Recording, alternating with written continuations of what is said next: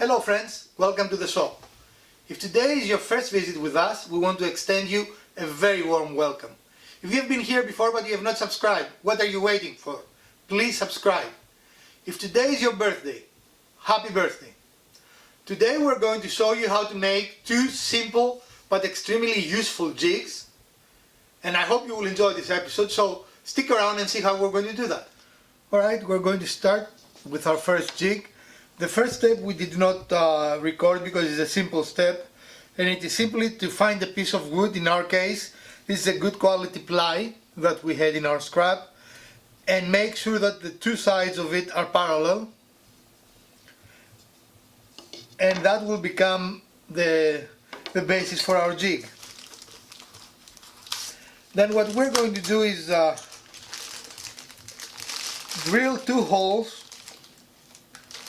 And in that stage it is not really important. Are you here? There will be somewhere here and here. Not critical where exactly they are. But I want to know what size they are, so I'm going to use my electronic. I don't know if you can see it. So,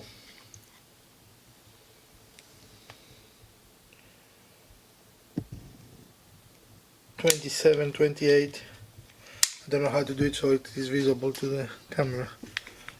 Let me zero it, it's a little off. Okay.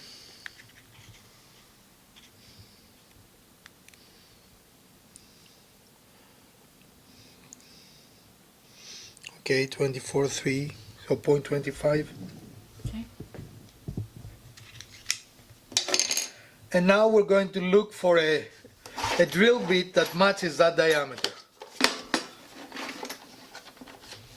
And we're going to do the same thing. What has happened here? Things and stuff. It is nice if I can actually read it, right? Details. 23.5, what I said it was? 23.4, so that's probably it. Okay. So now we're going to drill two holes towards the end of it. Oh, I need to find the middle of this. Sorry.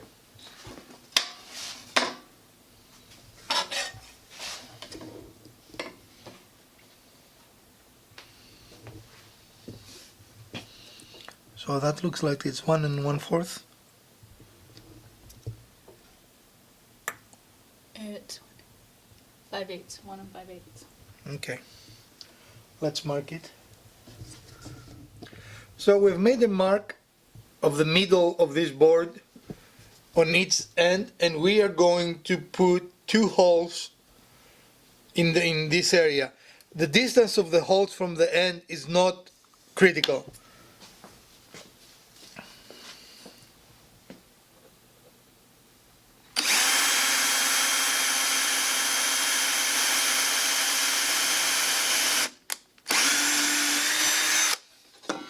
How that drill reverses itself without my direction. I don't know. It's just good like that.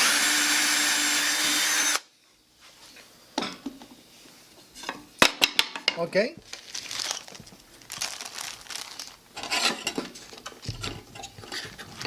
And we are looking for a nice snug fit here, and that's what we have. And we're going to look at actually cutting this, right? We don't need it that long.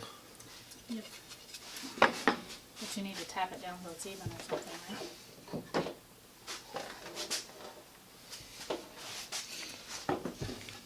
It needs to be on a hard surface so you end up with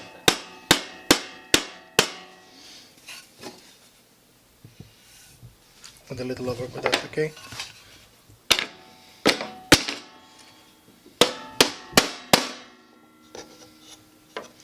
Alright. So I need to take my trusty, I wasn't very straight, was I? Not critical, I don't think. So I need now to take my trusty Japanese saw and cut. How big you think it should be? Yeah? You can record that. I am recording that. I can't believe you're using your mouse.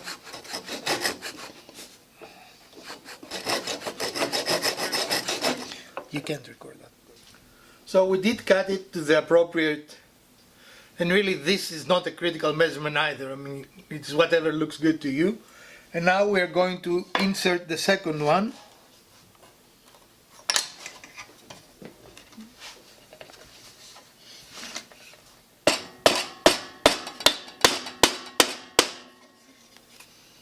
Okay. And the reason we don't show you the cutting is because I cannot hold this and cut at the same time. And now this measurement is critical. It has to be exactly the middle point between the two little posts we have, and we already have marked it. And we're going to make another hole, and this time we're going to have a hole that matches the diameter of our pencil. Excuse me. This is 7 and 4. 7.4. Not 7 and 4. No, it's a 7.7. Okay. This you think, or no? I'll do the next one. It is deceptive, isn't it?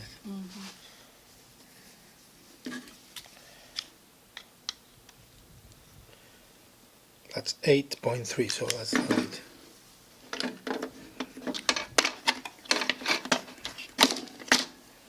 And we might not have the exact, because I don't know that they make dimensions just for pencils.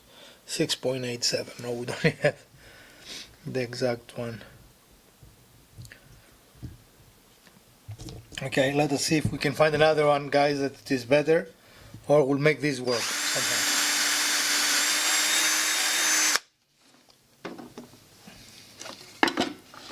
And now we find the pencil, and we're going to insert it from the back side, so it will be facing the two dowels, right? And it's a tight fit, but that's what you want, right? You really want a tight fit. Okay. So each dowel needs to be touching one side of the board. Once they're both firmly there, you can use your pencil to mark it. We have a line. And then just to test that we were on center. And this is a 6-inch board, which of course measures out at 5.5. And so the mark is at 2 3/4, which is there we go. So in testing the jig, we realized that the original dowels were just too short, and with the pen protruding, they were almost the same dimension, so we could not get the size of the board. And this might be a little too long, I don't know, what do you think? A little bit. So a little fine tuning is needed, but this works. This works very well. As you saw, we made 2 marks and we're in the middle. And then you can use a square or any straight edge and get the middle throughout the board. Right? So this is a simple jig, and the neat thing about this is it takes the calculations away. I mean, the only reason we calculated the width of this test board was to make sure we're in the middle. But it will allow you to go into strange boards, and really I think this is a little too big too. If I was to do it again, I will do it smaller, because you can see it's almost the whole board, you know. So a couple of things that I will do for the final jig is bring it down in size. Really, if you're normally working with 4-inch boards, I will make this about 4 inches, or maybe 4.5 inches. You'd have to make it wider than 4 inches in order to allow for the That's what I mean, the distance between those. Yeah. But 4 inches is never 4 inches, it's 3.5. I know, but you'd still have to allow for the dowels to come in. I'm always talking about the distance between the dowels. But yes, you're right, not end to end. But you notice we didn't even measure end to end, we don't care. So this is the important distance between the two dowels again. And in our case, we usually work with 4-inch or 6-inch widths, which means that we need the two dowels to be about 6 inches apart. Again, to remind you, in dimensional lumber, 6 inches means 5.5, right? So if we are 6 inches apart, that will work great. All right, and that is our first jig for the day. For our second jig, we went again in our pile of discarded wood or scrap wood, and we found two boards. We made sure that they're the same width, and at this moment I don't care about the length. I'm going to make them the same length in a moment. But now we are going to use a Forstner bit and draw two holes, and we'll be back at you and show you what we're doing.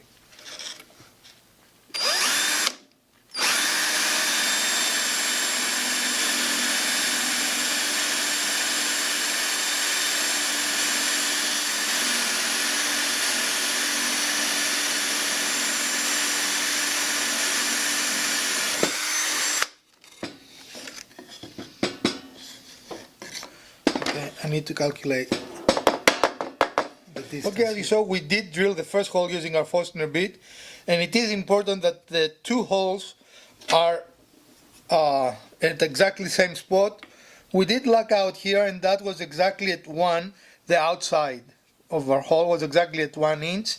So we very gently tested it to make sure that we're on the outside of the Forstner bit at 1 inch.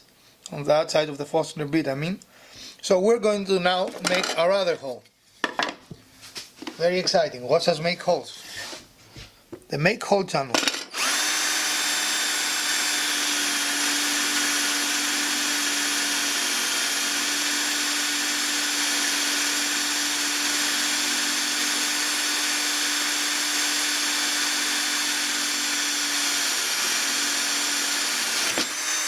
You know what, I didn't think about the other drill, the other hole. Maybe the Forstner bit was better for the diameter of the pencil. But anyway, the basics are the same. Right. So we draw two lines to connect the two holes we made, and then we're going to use our jigsaw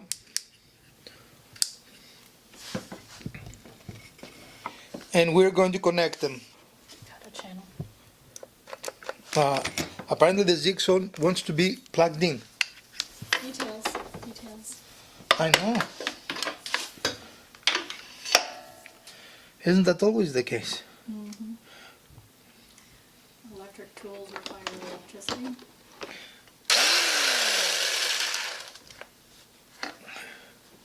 And that was not very safe right there. It was not. I don't think you're on. How did it came on then?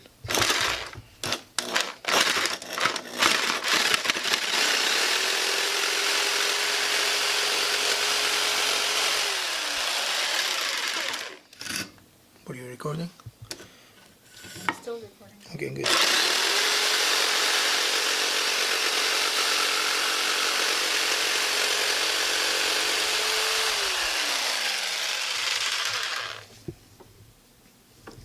It doesn't have to be pretty, it has to be functional, right? Okay, we finished our channels as you noticed, and if you are a perfectionist, you can use a little sanding to make it perfect. It is not important for the operation of the jig. And now we're going to put the two pieces together, making sure they are parallel, and we're going to simply make a hole that goes through the bottom part.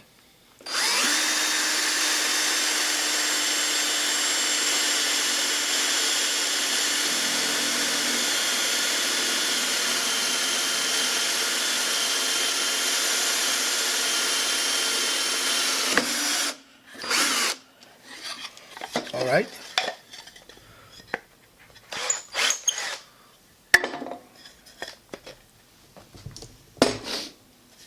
And now we have a bolt and a nut, a wing nut.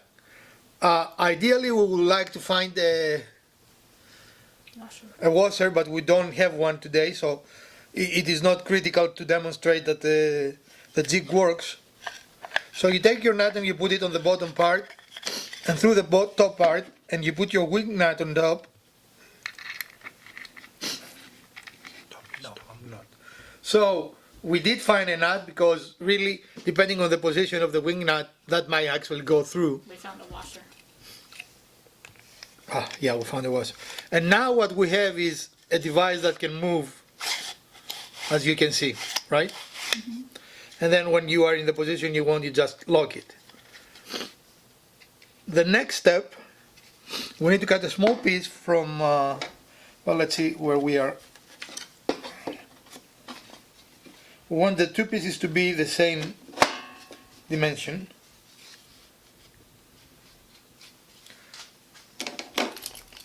So we're going to cut them. And all I did is I make them flush in one side. And I'm going to go on my blade and... You don't want to go the other direction? What other direction? Well, because here you're cutting really close to your channel, but here if you do it the other way, you'll have extra room. I have to turn things around, woman. Well, I don't know. I'm just asking you. Don't use logic on me right now. No, that doesn't work. No. No. But you flipped it. Right, because if I don't flip it, I cannot cut it the other direction. Why? Because the other direction is here. I cannot not flip it and cut it here. Turn it.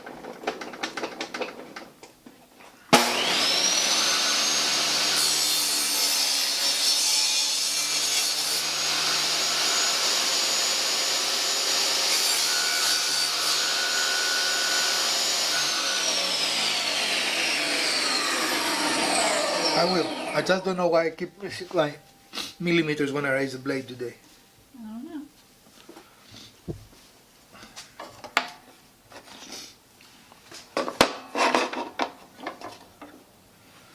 And that makes it hard. Another thing I'm thinking to do is putting a little epoxy or hot glue on the edge of this bolt. So when we put it there, it just keeps. Stays in place. Keeps. Stays in place. Keeps. You're being weird. I'm not being weird. You're being weird. Mm-hmm. What's wrong with keeps? Well, for those of us who speak English. Are you going to try to go there?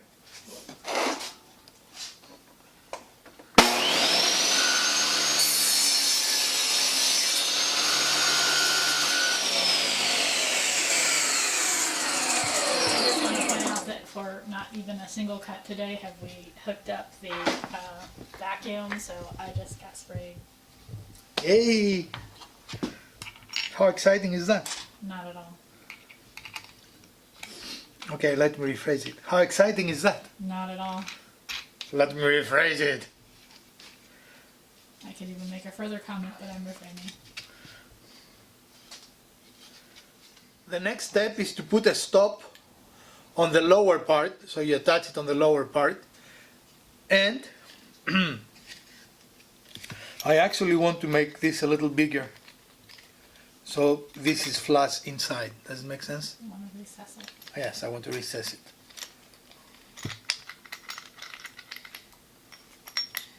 So I decided again, I decided to go ahead and make a recess for our bolt, and as you can see, it recesses perfectly.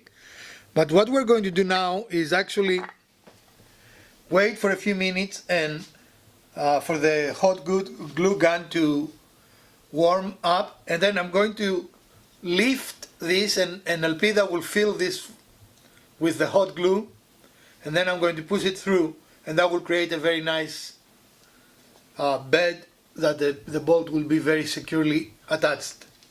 Do you care which side?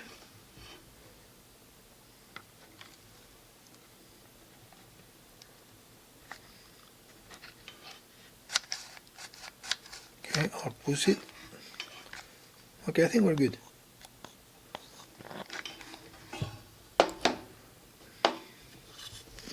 Okay, when the hot glue dries completely, it will make a very nice tight fit for our bolt. And of course here you could use epoxy if you wanted. For me this is more of a proof of concept, so this is not going to be my final one, just showing you how to use it. And again, as I said, it's a proof of concept. So we're going to drill a pilot hole on the bottom piece here, and that will help us account for the curve of the blade.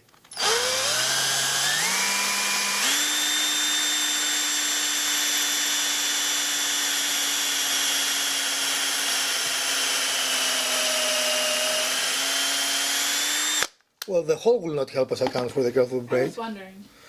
but we're going to put a screw there, and that should help us account for the curve of the blade.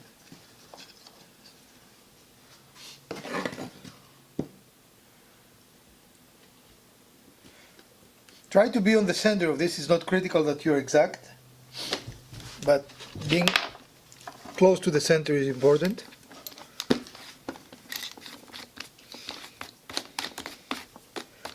So let us go over how to use the jig. First, you're going to use the board that is going to go into the dado, and make sure that you have a nice tight fit on both sides. Was that too fast? And then you use Okay. the wing Right. nut here to tighten this down to make sure it stays in place. So this can give you really a variety of widths. Then, as you remember, we made a pilot hole and we put a screw here, and I don't know if it will be visible, but Moving so fast, the idea is that you can make the screw as the fine adjuster for the curve of your blade.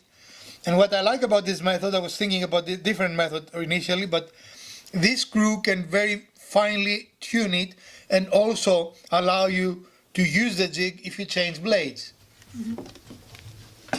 Now the key to all this is having a stop in your sled, right? So we'll show you how this works. You take your jig and you butt it to your stop, and then you take the piece of wood and you butt it on the lower part of the jig. and you want to set your stop to where you want the lower end of the dado to be, right? Because when you turn this Right. edge, it's going to come in. So this Right. is not going to be very far from the edge of our board, so you can adjust your stop to accommodate wherever you want to make your dado. Okay, and then, before that, I'm sorry. You need to make sure that the depth of the dado is correct, whatever you want it to be, right? But make sure before you start cutting that you do that. Again, make sure everything is aligned, and you can make your first cut.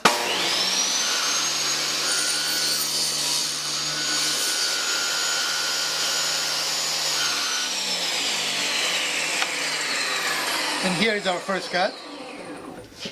And then what you simply do is you turn your jig over, and now you're biting it towards the longer side,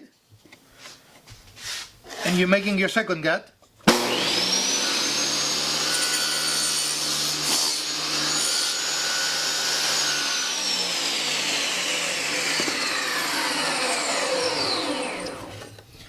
And now you have to move this piece of material. You just have to cut this piece of material between the two dados, right?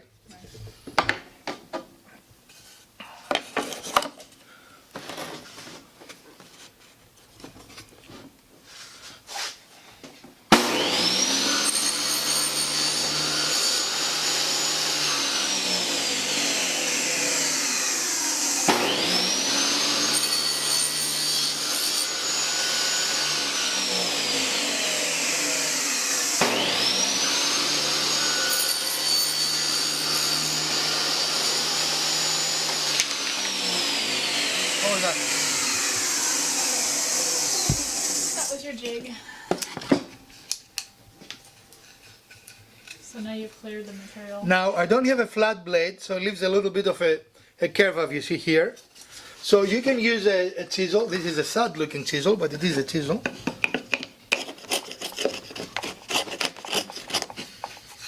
Surprisingly, it cuts.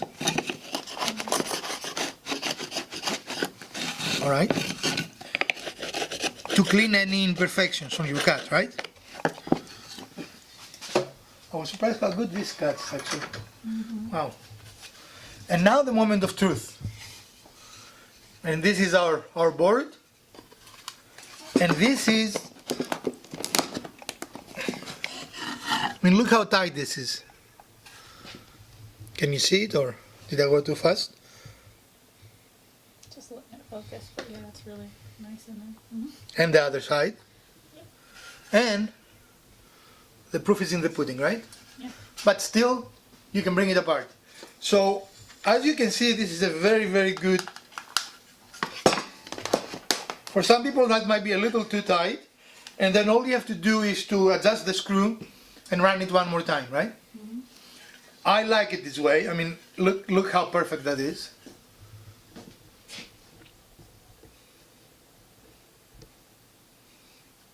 So I preferred it to be a little bit tight. And look how perfect it is here on the bottom too. And the little imperfections you see are because we have a round head blade. This blade is not a dado blade, and that's the idea behind the jig, right? Is to make dados without a dado blade. But as you can see, it is very easy to make, or what you would say. I think it's pretty easy, yeah. And this jig can give you a lot of use. The hot glue trick worked very nicely. This doesn't move at all. And using a elliptical rather than a round washer seems to us to work better, because you don't want your washer falling in here. Of course, you could have made this smaller, but I think I much rather have a little room to play than make it totally tight, right? What do you think? Yeah. But this is our jig, and I think it's a great way that enhances your ability to build things and build dados. Another trick I'm going to tell you, let's say we were making a bookcase and we wanted dados for themselves. What I would do would be to actually use a piece that it is double the width I want, and then cut it in half. That way you will ensure that your dados are always on the correct spot. Does that make sense? Yeah, so what you're saying is, if you wanted a board this wide for your shelf, you'd make something twice as wide and then split it down the middle. Right. In order to make the dados line up correctly. Well, I mean, you can do it another way, but this will be the easiest way and will require no measurement or anything else. All right, so these are the two jigs for our day.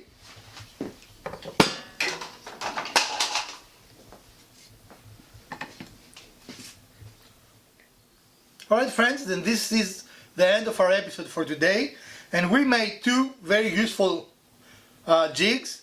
I do like this jig. I think I made it a little larger than it needs to be, and I think it will be more useful if you make it shorter.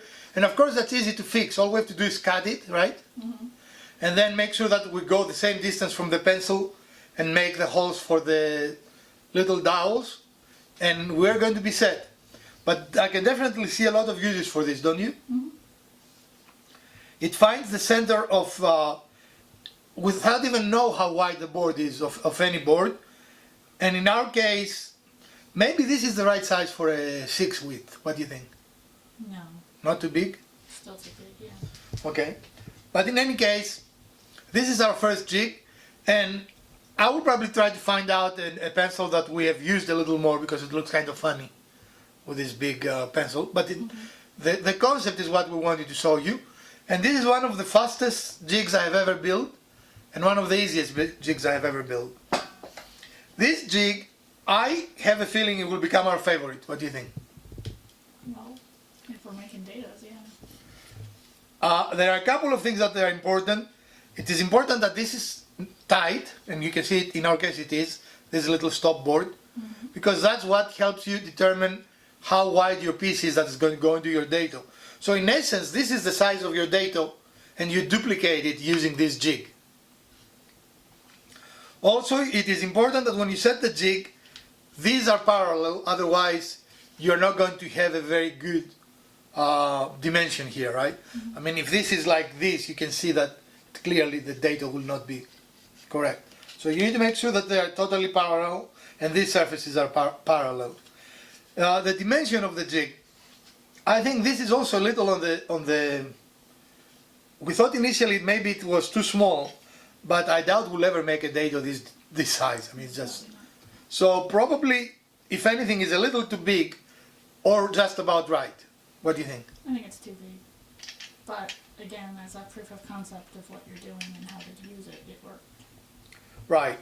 And the most useful application for this is if you do not have a dado stack.